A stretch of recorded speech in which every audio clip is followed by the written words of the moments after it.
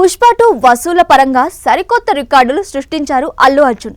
ఆ మూవీ తర్వాత బన్నీ హీరోగా నటించనున్న కొత్త సినిమా ఏంటి అనే ప్రశ్నకు అధికారికంగా జవాబు ఇంకా లేదు.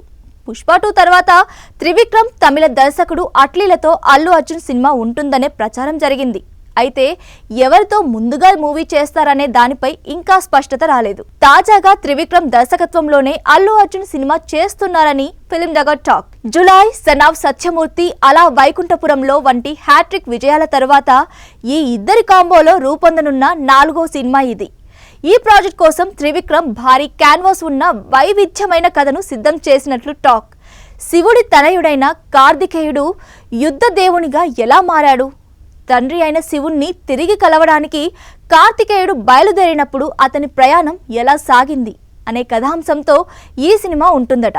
సోషల్ మైథలాజికల్ ఫ్యాంటసీ నేపథ్యంలో ఈ సినిమాను తెరకెక్కించేందుకు త్రివిక్రమ్ కథని సిద్ధం చేస్తున్నారని talk. Harika and Hasini creations పతాకంపై రాధాకృష్ణ, నాగవంశీ నిర్మించనున్న ఈ సినిమా షూటింగ్ ఏప్రిల్లో ప్రారంభం కానుందని సమాచారం. అల్లు అర్జున్ ఇప్పటి వరకు చేసిన పాత్రలకి పూర్తి వైవిధ్యంగా కార్తికేయ పాత్ర ఉంటుందని తెలుస్తోంది. అయితే వీటిపై అఫీషియల్ అనౌన్స్మెంట్ రావాలి.